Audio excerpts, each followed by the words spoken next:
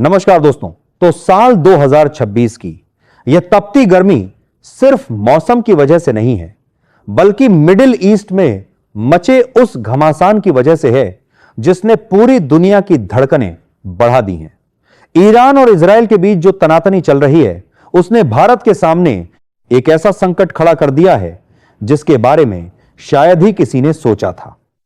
ताजा आंकड़ों की माने तो अगर आज यह सप्लाई रुकी तो भारत के पास अपनी स्ट्रेटेजिक पेट्रोलियम रिजर्व यानी आपातकालीन भंडार में सिर्फ 20 से 25 दिन का तेल बचा है। सुनकर पैरों तले जमीन खिसक गई ना? यह सिर्फ एक डाटा नहीं है, यह एक वार्निंग है। अगर खाड़ी देशों से आने वाला रास्ता बंद हुआ तो हमारी सड़कों पर गाड़ियां नहीं, सन्नाटा दौड़ेगा। लेकिन रुकिए, यह तो सिर्फ सिक्के का एक पहलू है। असली कहानी तो दिल्ली के उन बंद कमरों में लिखी जा रही है जहां से वॉशिंगटन और मॉस्को को सीधे मैसेज जा रहे हैं। जब पूरी दुनिया ट्रंप की धमकियों और अमेरिकी प्रतिबंधों के आगे घुटने टेक रही थी, तब भारत ने एक ऐसा दांव खेला है जिसने व्हाइट हाउस की नींद उड़ा दी है। अब आप सोच रहे होंगे कि आखिर यह स्ट्रेट ऑफ हॉर्मोनस क्या बला है और भारत के 20 से 25 दिन के तेल का इस छोटे से समुद्री रास्ते से क्या लेना देना है। तो भाई साहब, यह दुनिया का वो गले का हिस्सा है जहां से ग्लोबल ऑयल का 20% हिस्सा गुजरता है। अगर ईरान ने इसे ब्लॉक कर दिया तो समझो दुनिया का इंजन सीज हो गया और भारत, हम तो अपनी जरूरतों का 80% से ज्यादा तेल बाहर से मंगाते हैं। ऐसे में यह 20 से 25 दिन की मोहलत किसी सजा से कम नहीं लगती।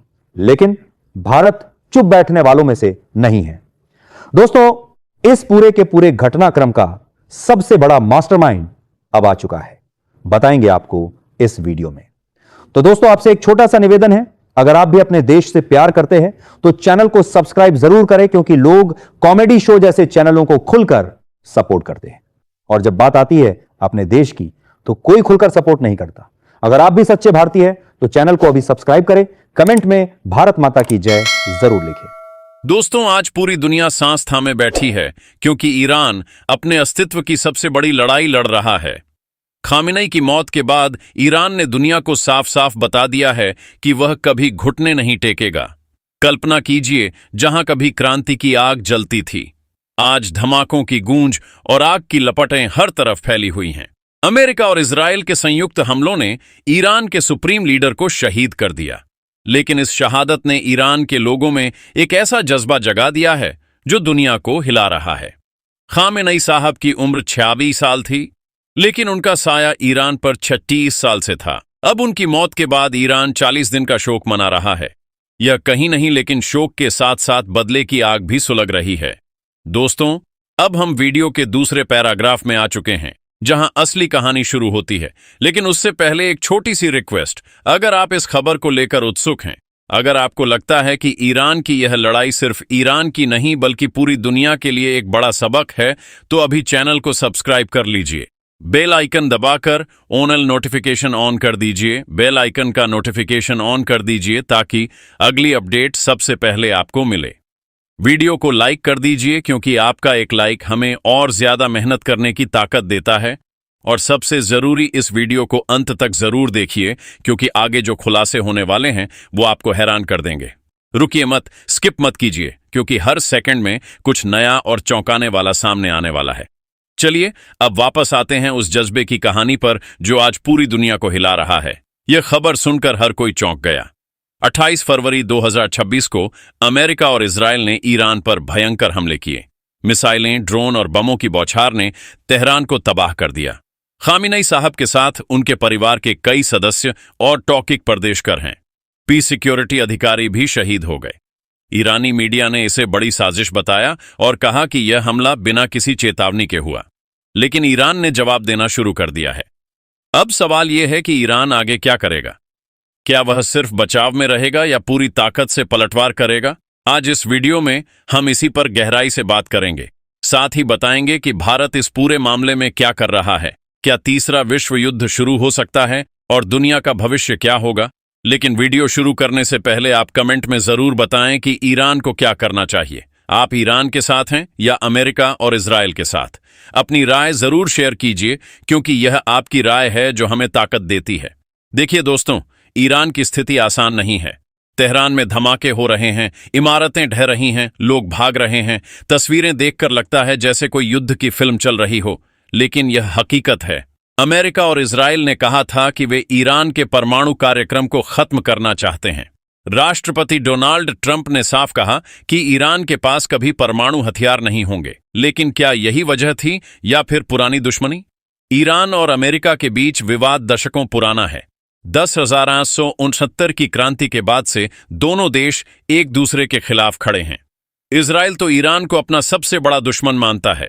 अब खामनई साहब की मौत के बाद ईरान ने कहा है कि हम झुकेंगे नहीं। ईरान के नए नेतृत्व ने वादा किया है कि हर शहीद का बदला लिया जाएगा, और बदला लिया भी जा रहा है। ईरान ने मिसाइलों और ड्रोनों की बौछार शुरू कर दी है। जेरूसलम में धमाके हो रहे हैं, इजराइल की इमारतें हिल रही हैं, लोग बंकरों में छिप रहे हैं। ईरान ने इजराइल को चेतावनी दी थी कि अगर हमला हुआ तो जवाब आएगा। अब वह जवाब आ रहा है, लेकिन सिर्फ इजराइल नहीं, ई खाड़ी के देश भी निशाने पर हैं। Dubai, Sharjah, Abu Dhabi, Manama, Doha, इन जगहों पर ईरान के हमले हो रहे हैं। यूएई में 3 लोगों की मौत हो चुकी है, 28 घायल हैं। इनमें पाकिस्तानी, नेपाली और बांग्लादेशी मजदूर शामिल हैं। बहरीन में होटल क्राउन प्लाजा पर हमला हुआ, लोग घायल हुए। कतर और ओमान में भी विस्फोटों की खबरें आ रही हैं। कल्पना कीजिए, दुबई की चमकदार इमारतों पर धुआं छा गया है। जहां पर्यटक घूमते थे, वहां अब आग लगी है।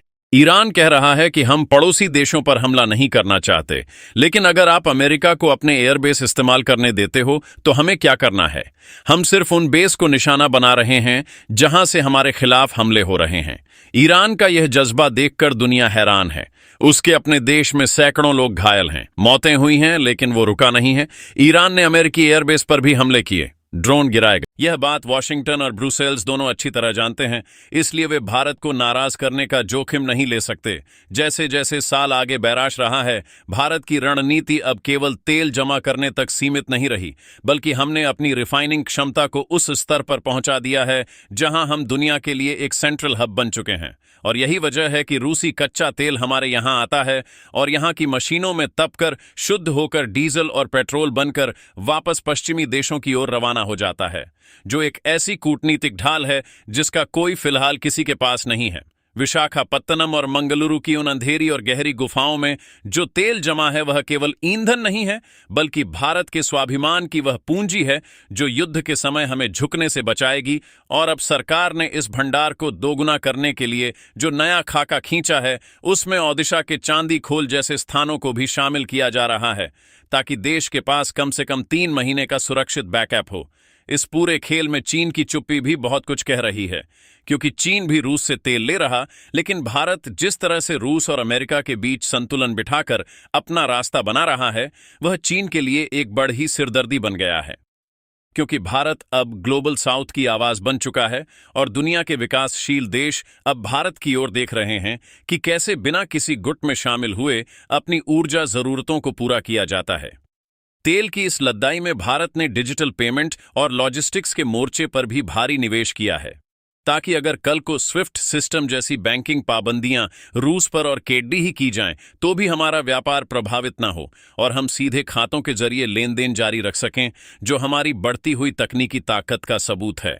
आने वाले हफ्तों में यह देखना दिलचस्प होगा कि जब इजराइल और ईरान के बीच का तनाव चरम पर होगा, तब भारत अपने शांतिदूत वाले अवतार में किस तरह दोनों पक्षों को टेबल पर लाता है। क्योंकि भारत का हित केवल सस्ते तेल में नहीं, बल्कि इस पूरे क्षेत्र की स्थिरता में भी है, क्योंकि हमारे लाखों नागरिक खाद्य देशों में रहते हैं और उनकी सुरक्षा हमारी सर्वोच्च प्राथमिकता है। ट्रंप की धमकियों के बीच भारत ने ब्राजील और गुयाना के साथ जो नए समझौते किए हैं, वे यह दर्शाते हैं कि हम अपनी ऊर्जा बास्केट को पूरी दुनिया में फैला रहे हैं, ताकि किसी एक भौगोलिक क्षेत्र पर हमारी निर्भरता न रहे। और यही वो मास्टर प्लान है जो भारत को आने वाले समय में एक अजेय शक्ति बनाएगा। रूसी आर्कटिक से आने वाले बर्फ तोड़ देने वाले विशाल जहाज जब भारतीय तटों पर लंगर डालेंगे, तो वह नजारा दुनिया को यह संदेश देगा कि भारत अब अपनी सीमाओं से बाहर निकलकर वैश्विक संसाधनों पर अपना हक जताना सीख गया है।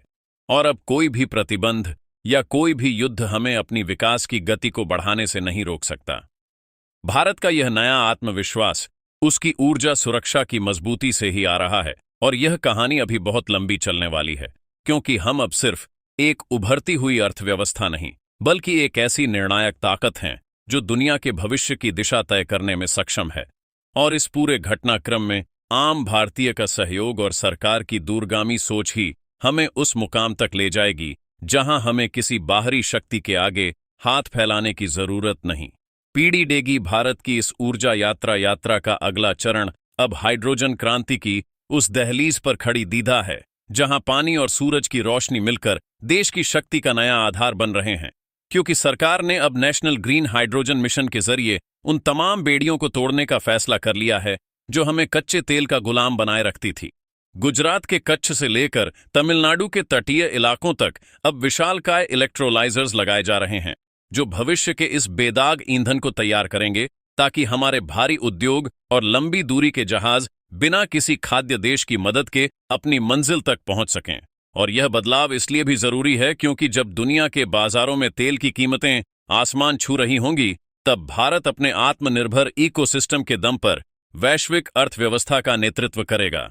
इस पूरी योजना की सबसे बड़ी डीढ़ी खूबी यह है कि इसमें किसी विदेशी मुद्रा का जोखिम नहीं है, क्योंकि हमारा कच्चा माल प्रकृति की असीमित धूप और प्रचुर मात्रा में उपलब्ध जल है, जो हमें एक ऐसी सामरिक बढ़त देता है जिसका मुकाबला करना किसी भी तेल उत्पादक देश के लिए मुमकिन नहीं होगा। जैसे जैसे हम आत्मनिर्भरता की ओर बढ़ा रहे हैं, भारत ने अब अफ्रीकी महादेश और दक्षिण